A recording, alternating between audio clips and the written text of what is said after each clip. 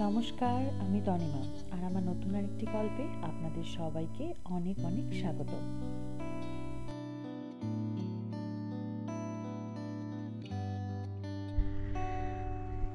এই সবে অফিস থেকে আসলাম, এসে একটু বসলাম।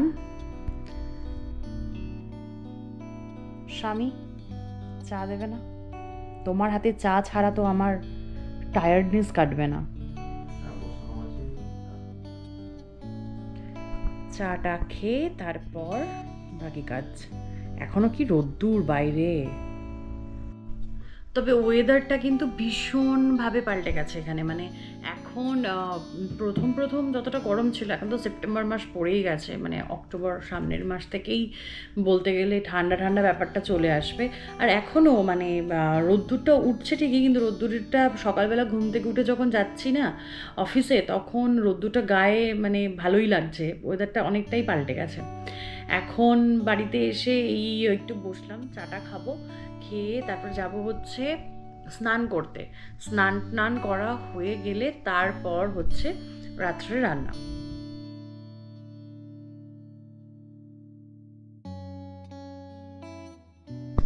দেখতে দেখতে 1 মাস আমার এখানে হয়েছি, মানে 1 মাসেরও বেশি হয়ে গেছে। মানে জাস্ট দিনগুলো মানে কিভাবে যে চলে যাচ্ছে বুঝতে পারছি না। সকালবেলা ঘুম থেকে উঠে আমি প্রতিদিন ভাবি যে ঘুম থেকে উঠে আমি ভিডিওটা অন করব, তারপরে আমি রেডি হব, যাব, আপনাদের সাথে শেয়ার করব। কিন্তু বিশ্বাস করুন, প্রতিদিন ঘুম থেকে ওঠার পর মানে স্পেশালি মানডেতে, মানে জানি না ছুটিগুলো যে জাস্ট ফ্রাইডেটা আসে আর আবার সানডে সন্ধ্যাবেলা হয়ে যায়, কি করে যে হয় আমি জানি না। তো মানডেতে উঠে নিজেকে ঘুম থেকে ওঠানো এবং তারপরে মানে রেডি হয়ে বাড়ির থেকে বেরোনোটা হচ্ছে একটা চ্যালেঞ্জ থাকে। বেরিয়ে যাওয়ার পর সব কিছু ঠিক হয়ে যায়, তারপর থেকে আবার শুরু হয়ে যায় সব কিছু ডেইলি রুটিন। তবে আপনাদেরকে তো মানে বলাই হয়নি যে মানে মানে এখানে আসার পর আমার এই নিয়ে তিনবার শিফট চেঞ্জ করেছি আমি। মানে 2বার ওরা করেছে আর 1বার আমি করেছি চেঞ্জ, তো যার জন্য আমার মানে সব কিছু উল্টোপাল্টা হয়ে গেছে। যাই হোক, সেই গল্প পরে আরেকদিন করব। এখন চলুন আগে একটু চা খেয়ে নিই। মানে চাটা এখন হচ্ছে একদম পুরো এনার্জি ড্রিঙ্ক। চাটা না খেলে শরীর আর একদম চলছে না।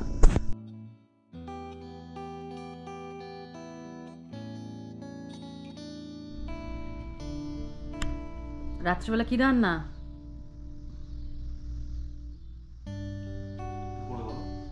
ডাল আলু সেদ্ধ। প্রতিদিনই প্রায় পেঁয়াজ রসুন দিয়ে ওই কষা কষা তেল রান্না খাওয়া দাওয়া হচ্ছে। তুমি নাকি আমাকে আসার পর বললে যে 4 মাস থেকে এসেছো তুমি, ওখানে প্রচুর খাওয়া দাওয়া করেছো, এবার কিন্তু তোমাকে একদম ভালোভাবে ডায়েট করতে হবে বলে আজ মাংস, কাল লোটে মাছ, পরশু দিনকে এই ওই সেই প্রতিদিনই হচ্ছে মিষ্টি খাওয়া এ দেওয়া। ঠিক আছে, তাহলে তুমি কি খাবে বলো? লুচি?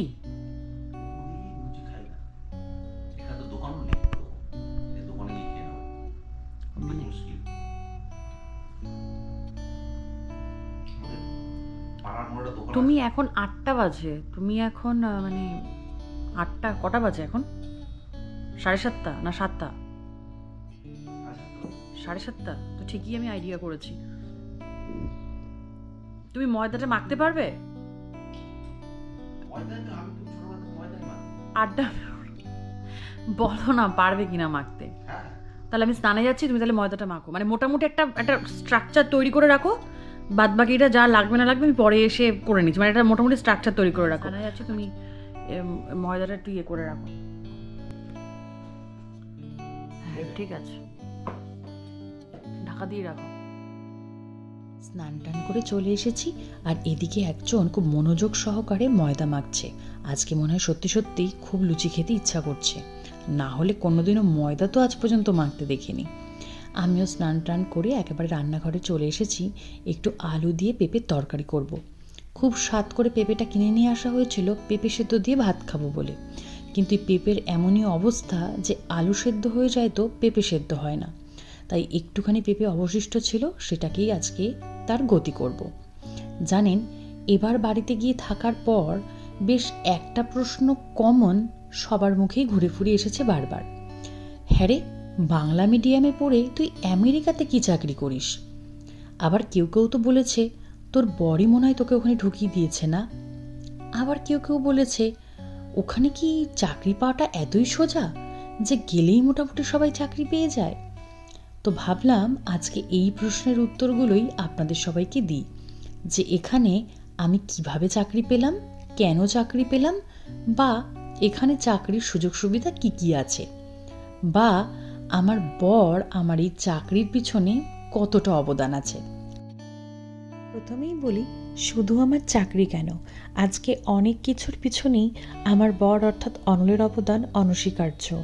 আমার প্রত্যেক দিনের একটু একটু করে কনফিডেন্স গ্রো করা থেকে শুরু করে আজকে এই 9 ঘন্টা একটা আমেরিকান অ্যাসোসিয়েশনে দাঁড়িয়ে থাকার মতো কনফিডেন্সটাও একমাত্র জুগিয়েছে হচ্ছে অনল। তুমি পারবেই, তোমাকে পারতে হবেই। অনেকেই আছে যারা বাংলা মিডিয়াম থেকে আসে, তারাও পারে। অনেক বড় বড় লোক আছে যারা ভালো ইংরাজি বলতে পারে না, তারাও সেলিব্রিটি। তো তোমাকে পারতেই হবে। প্রথম দিন থেকে এই একটা বিষয় ও আমার মাথার মধ্যে ভালো করে ঢুকিয়ে দিয়েছিল। আর তারপরেই তো আছেই প্রত্যেক দিনকার গাইডেন্স। যাই হোক, তবে এবার বলি, আমার চাকরি রিক্রুটমেন্টের ক্ষেত্রে অনলের কিন্তু কোনো রকমই অবদান নেই। তাছাড়া এখানে কেউই কোনো বাবা দাদা কাকা কারো রেফারেন্সে কোথাও চাকরিতে ঢোকে না। আমাদের চাকরিতে যখন ঢুকতে হয় তখন 2 জন রেফারেন্সের নাম দিতে হয়। ওই যদি হঠাৎ করে কোনো রকম কোনো সমস্যা হয় বা আমি এখানে কাউকে চিনি বা জানি কি না, সেখানেও দেওয়া রয়েছে অনলের বন্ধু এবং তার বউ, মানে আমার বান্ধবীর নাম। তো এই গেল প্রথম কথা। দ্বিতীয় কথা হলো, আমি এখানে কিভাবে চাকরি পেলাম। এখানে একটা সাইডে, ইউনিভার্সিটির একটা সাইডে, সেখানে বিভিন্ন রকম চাকরির যে বিজ্ঞাপন বেরোয়, সেখান থেকেই আমি বিভিন্ন জায়গায় অ্যাপ্লাই করে এই 2-3টে জায়গায় ইন্টারভিউর পরে এই জায়গায় ইন্টারভিউ দিতে গেছিলাম। 2-3 জায়গা থেকে আমাকে রিজেক্ট করে দিলেও এরা আমাকে ইন্টারভিউতে ডেকেছিল, এবং আরও 1-2 জায়গায় আমি ইন্টারভিউ দিতে গেছিলাম।